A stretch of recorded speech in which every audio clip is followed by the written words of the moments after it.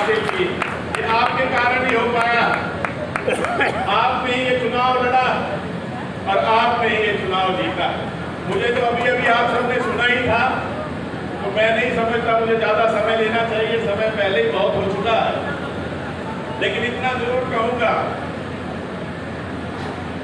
कि आपने देखा कि पहली बार हुआ और आपके कारण हो पाया कि देश के प्रधानमंत्री जी पहली बार 10 सालों में संविधान के आगे झुके हैं। ये आपके कारण संभव हो पाया है। ये आपके कारण संभव हो पाया और ये आपके कारण संभव हो पाया कि आपने ये जो तानाशाही देश के अंदर चल रही थी उस पर अंकुश लगाने का काम किया है, वो आपके कारण हुआ। हरियाणा के अंदर चुनाव दूर नहीं और आपने देखा किस प्रकार से जो अभी चेहरे बदले गए। भाजपा के केंद्रीय नेतृत्व ने भी मान रखा है कि भारतीय जनता पार्टी की सरकार हरियाणा में फेल है, फेल। तभी चेहरे बदले थे, ऐसे ही नहीं बदले, तभी चेहरे बदले। एक तरफ हमारे अपूर्व मुख्यमंत्री चौधरी भूपेंद्र सिंह हुड्डा जी हैं और दूसरी तरफ ये मौजूदा मुख्यमंत्री जी जो कहते हुए फीलिंग आ रही है, फीलिंग सीएम वाली फीलिंग आ रही है।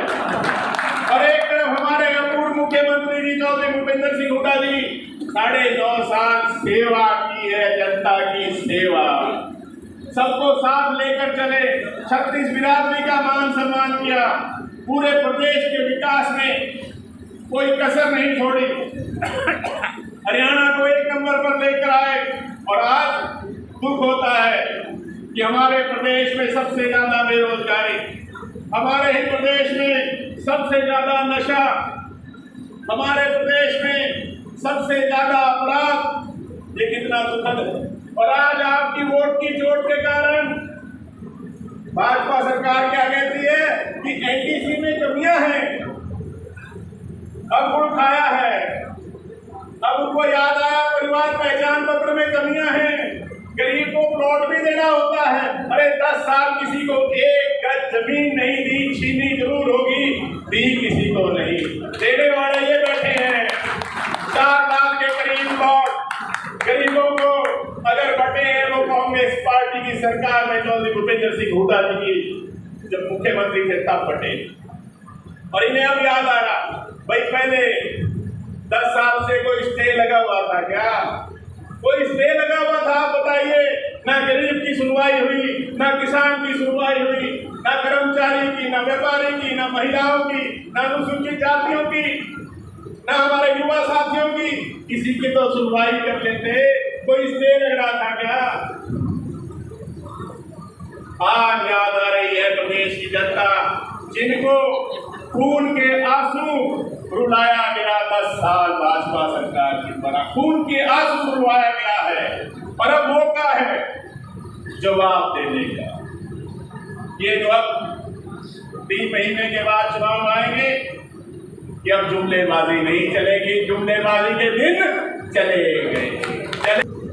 बहुत आवश्यक है अपने देश, अपने प्रदेश की प्रगति के लिए, जिससे कि फिर से हमारा प्रदेश एक नंबर पर आए, खूब खुशहाली आए, आपके जिगर के टुकड़े आपके साथ रहें। आज की तरह नहीं कि मजबूरन आपको किला अपना बेचकर, अपना प्लॉट बेचकर, अपने जिगर के टुकड़ों को विदेशों में भेजना पड़ता है मजबूर होकर। ऐसा राज हमें नहीं चाहिए, नहीं चाहिए।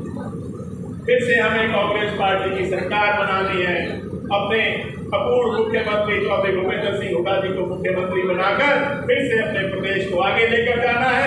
ज्यादा ना बोलते हुए, क्योंकि बहुत समय हो गया, आपको आगे भी जाना होगा, आपने बहुत समय निकाला है हमारे नेताओं के लिए। आपका हृदय की गहराइयों से बहुत बहुत धन्यवाद। जय हिंद, जय भीम। बहुत बहुत धन्यवाद आदरणीय सांसद जी। अब मैं निवेदन करूंगा हरियाणा प्रदेश के विधानसभा अध्यक्ष आदरणीय चौधरी उदय भान जी से कि वो भी आए, तालियों के निर्विघ्न से स्वागत करें चौधरी उदय भान जी का। आदरणीय चौधरी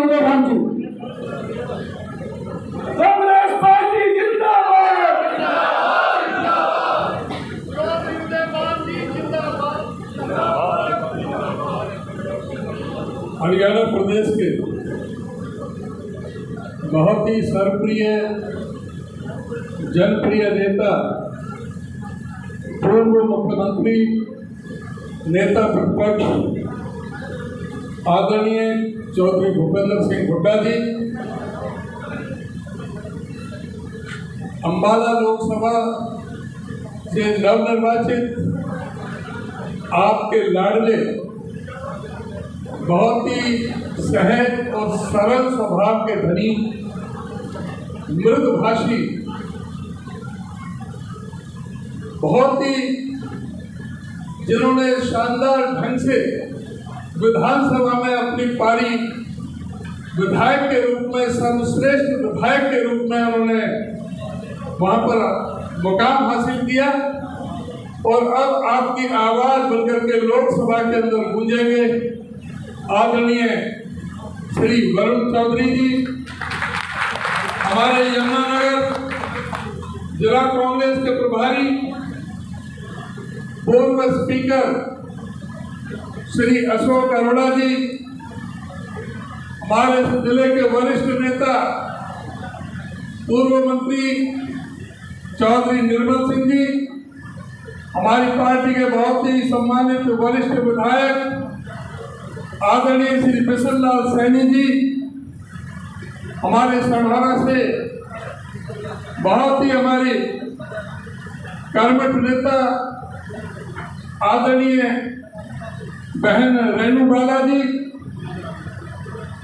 हमारे बीच उपस्थित पूर्व मंत्री श्री सुभाष चौधरी जी, पूर्व डिप्टी स्पीकर भाई अकरम खान जी, पूर्व विधायक श्री अर्जुन सिंह जी, पूर्व विधायक श्री सुखबीर खरमाणा जी, हमारी बहन जो सांसद भी रह चुकी हैं आदरणीय बहन कैलाशो सैनी जी, हमारे सभी सम्मानित मंच पर बैठे हुए सभी सम्मानित नेतागण और मेरे सामने बैठे हुए सभी सम्मानित बुजुर्गों, यमुनानगर जिले के कोने कोने से आए हुए मेरे सभी कांग्रेस पार्टी के निष्ठावान साथियों, हमारे सेवा दल यूथ कांग्रेस के सभी यहाँ पर पदाधिकारीगण, बहुत लंबे समय से आप इंतजार कर रहे हैं।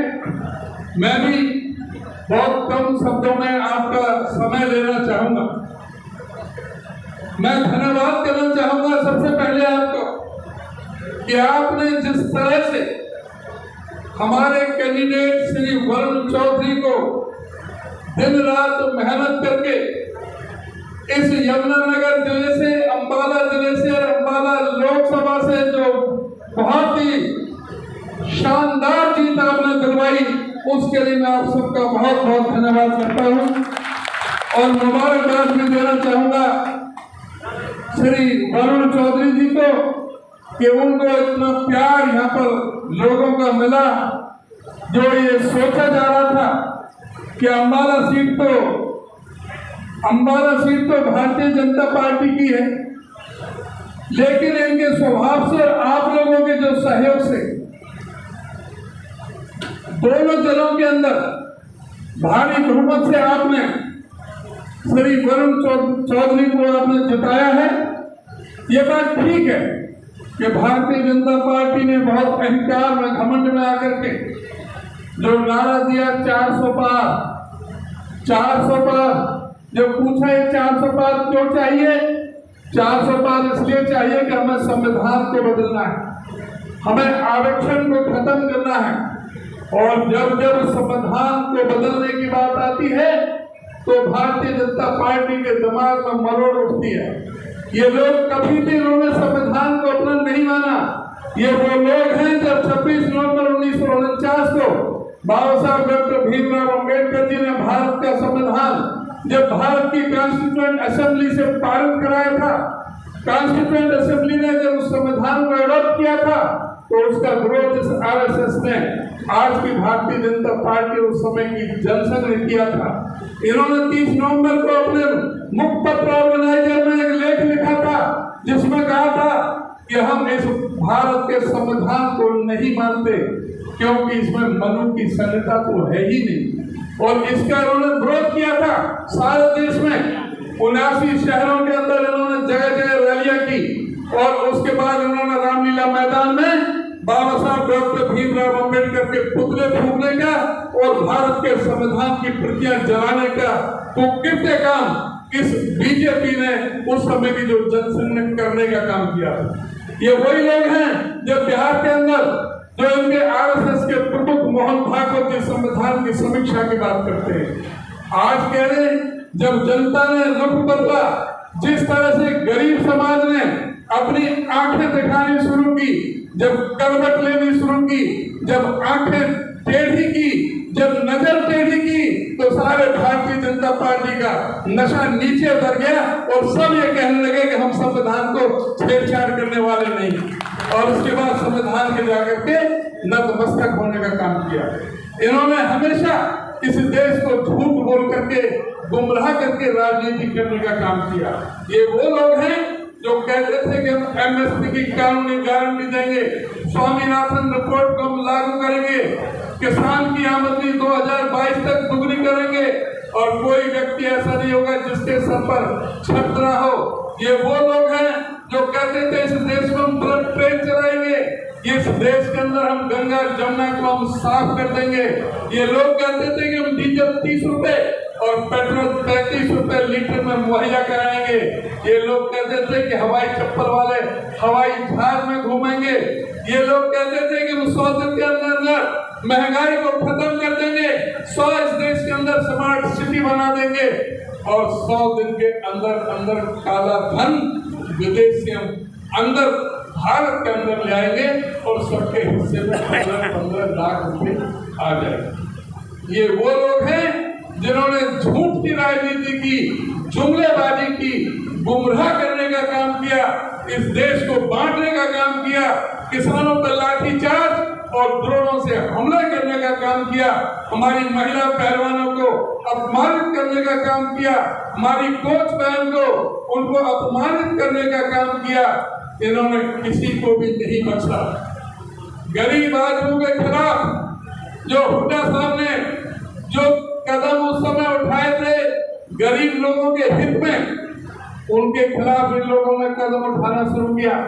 जब हुड्डा साहब ने मुख्यमंत्री थे प्रदेश के अंदर, मैं विकास के कामों की तो बात छोड़ो, 81 किलोमीटर की चाहे मेट्रो की लाइन बिछाई हो, चाहे 4 बड़े बिजली के कारखाने लगाए हों, 5400 मेगावाट के 43,000 करोड़ की लागत से, चाहे 18 यूनिवर्सिटी अंतरराष्ट्रीय स्तर की बनाई हो, चाहे 16 मेडिकल कॉलेज बनाए हो, चाहे 6 नई रेल लाइन बिछाई हो। और तो और आपके इलाके में जब से हरियाणा बना है तब से मांग चल रही थी दादूपुर नलवी नहर की। मैं 87 में पहली बार एमएलए बना था।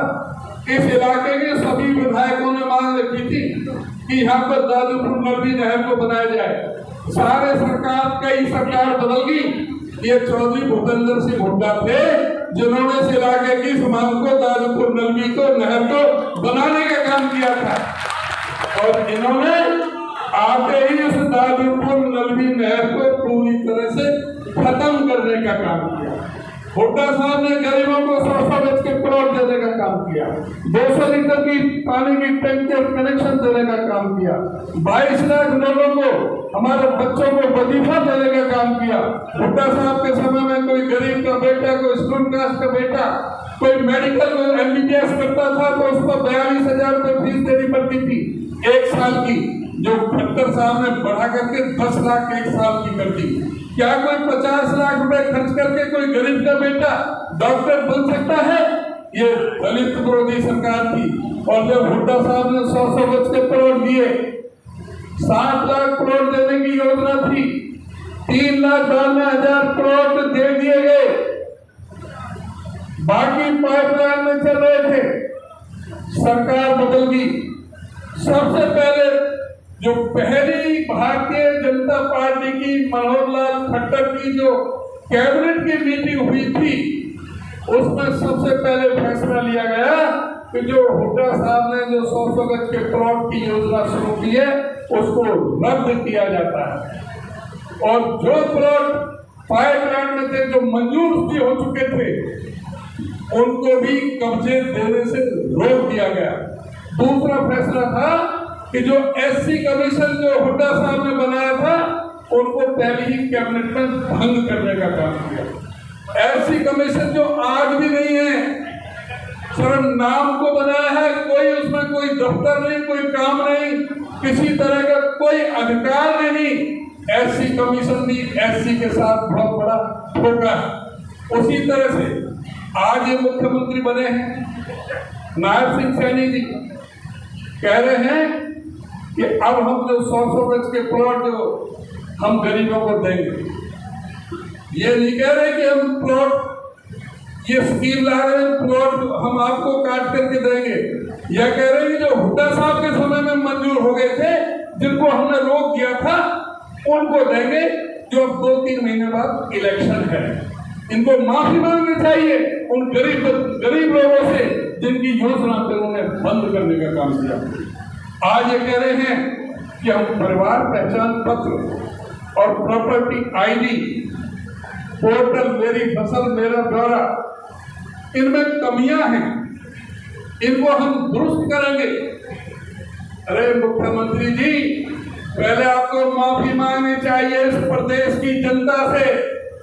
जब परिवार पहचान पत्र बनाए जा रहे थे, प्रॉपर्टी आईडी की बनाई जा रही थी, सारा विपक्ष हम जैसे हुड्डा साहब और हम सब मंचों पर कह रहे थे कि किलोमीटरों में लाइन लग रही है, हजारों लोग परेशान हो रहे हैं। परिवार पहचान पत्र ये परमानेंट परेशानी पत्र बन चुका है, इससे आम लोग पूरी तरह से परेशान और दुखी हैं। ऐसे ही प्रॉपर्टी आईडी का है, और सारे न्यूज़पेपर अखबार जो चैनल वाले हैं वो चिल्ला के कह रहे थे, बड़े कॉलम लिख रहे थे अखबारों में कि परिवार पहचान पत्र और प्रॉपर आईडी में 90 से 95% की गलतियां हैं। तो सबसे पहले माफी मांगो जनता से। जब 90 से 95% गलतियां हैं जिनको आप आज एडमिट कर रहे हैं, तो पहले तो जो एजेंसी हायर की थी आपने, जिसको सैकड़ों करोड़ इस प्रदेश के जो धन था हमारा प्रदेश के खजाने से, सैकड़ों करोड़ रुपए उनको दिए गए थे, उन एजेंसियों को उनके खिलाफ मुकदमा दर्ज करना चाहिए था, उनके लाइसेंस रद्द करने चाहिए थे, जनता से माफी मांगनी चाहिए थी। आज कह रहे हो गलती है, आप बताओ उस गलती का क्या किया जाए जो आपने परिवार पहचान पत्र को हथियार बना करके इस प्रदेश के 9.5 लाख गरीबों के पीले राशन कार्ड काटने का महापाप किया। आप ये बताएं कि परिवार पहचान पत्र को हथियार बना करके इस प्रदेश के 5.25 लाख बुजुर्गों की पेंशन काटने का महापाप आपने क्यों किया? आज आप गलती को एहसास कर रहे हैं क्योंकि वोट चाहिए। कोई तुम्हारे बहकावे में नहीं आना। कोई प्लॉट देंगे तो वो योजना हमारी थी, हमारी है और हमारी रहेगी। समय हमारा आ रहा है, कांग्रेस की सरकार बनेगी, पूरे 7 लाख लोगों को 100 गज के प्लॉट दिए जाएंगे।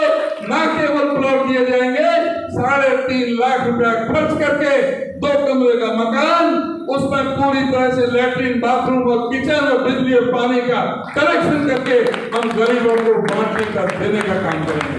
और जो एससी कमीशन जो इन्होंने भंग किया था, पावरफुल देते अधिकार देते उस एससी कमीशन को हम दोबारा से बहाल करने का इस प्रदेश में काम करेंगे। और जो इस परिवार पहचान पत्र में के माध्यम से जो पीले कार्ड काटे, जो बुजुर्गों की पेंशन काटी, बुजुर्गों की पेंशन भी दोबारा से जोड़ी जाएगी। और जिनके पीले कार्ड कटे हैं, जो हकदार हैं, उनके पीले कार्ड भी बनाए जाएंगे। मैं आपसे ज्यादा समय ना लेता हुआ मैं आपसे ये अनुरोध और आपसे प्रार्थना करूंगा, ये लड़ाई जो आपने अभी जीती है ये अधूरी है। असली लड़ाई अब आ रही है विधानसभा की सत्ता हासिल करने के लिए, विधानसभा में ताकत हासिल करने के लिए, आपके रुके हुए कामों को पूरी तरह से गति प्रदान करने के लिए, इस प्रदेश का समुचित विकास करने के लिए, आपके जिलों में दादूपुर नलनी नहर बनाने के लिए, आपके किसानों को उचित चाहे वो गन्ने का भाव जिस तरह से हुड्डा साहब ने पहले बढ़ाया था 400 रुपए से ऊपर करने के लिए, आप लोगों को जो किसान का, मजदूर का, गरीब का काम करने के लिए ये व्यापारी का भी, कर्मचारी का भी, इस सरकार ने किसी का भी हित नहीं किया है। आप लोगों ने घर घर में जाना है, कांग्रेस का संदेश लेकर के जाना है, कांग्रेस का घोषणा पत्र लेकर के जाना है। और खास करके मैं यमुनानगर वालों से कहना चाहूंगा, यमुनानगर वाले आपको बहुत अधिक मेहनत करने की जरूरत है, एकजुट होने की जरूरत है। जिसको टिकट मिल जाए उसका पूरी तरह से साथ देने की जरूरत है। आप लोगों को बस ये देखना है कि हमें यमुनानगर की सीट कैसे आपके लिए सबसे बड़ी चुनौती है। वैसे तो सबके लिए है, किसी को घर नहीं बैठना, 3 महीने तक पूरा घर घर में जाना है, घर घर में संदेश पहुंचाना है। लेकिन जो कमी रही है यमुनानगर में, उसको पूर्ति करने का सबको मिलजुल करके उसको पूर्ति करनी है। उनको बताना है कि इस नोटबंदी में सबसे ज्यादा एमएसएमई ही बंद हुई थी। यहाँ पर किस तरह से जो पॉपुलर का, जो प्लाईवुड का, जो सारे जो कारखाने बंद हो गए थे, मजदूर यहाँ से जिस तरह से कोरोना में पीड़ित हुए थे, जिस तरह से इसमें नोटबंदी के तहत कितने भी मजदूर, गरीब आदमी इसमें मारा गया था, लाइन में लग करके उनके सबके जो अधिकार है वो जिस तरह से हनन हुआ था। आपको उनको बताना है कि चाहे जो सर्जिकल स्ट्राइक, चाहे वो सुनारों को ही हो, चाहे कपड़े वालों को ही हो, कभी कपड़े पर टैक्स नहीं लगता था, लेकिन व्यापारी अभी समझ नहीं पा रहा। यहाँ पर कोई वो नहीं है जो टाटा बिरला या अदानी अंबानी नहीं है। जो 100 लोग हैं जिनका 16 लाख करोड़ रुपए उन्होंने माफ किया, वो यमुनानगर में एक भी सेठ नहीं है, उनमें एक भी सेठ नहीं है यमुनानगर में। उनको समझाना है कि तुम्हारा भला और बुरा कहाँ है, वो तुम्हारे सुख तक नहीं है, उन पूंजीपति खरबपतियों के सुख तक है। उनको घर घर जाकर के, अपनी कॉलोनियों में जाकर के, गरीबों की बस्तियों में जाकर के आप पूरी तरह से एक बूथ को अपना किला बना करके आपको पहुंचना है, कांग्रेस का संदेश पहुंचाना है। और कांग्रेस को आने वाले समय में जो कांग्रेस पार्टी की सरकार हरियाणा में बनानी है, इन्हीं शब्दों के साथ आप सभी का बहुत बहुत धन्यवाद।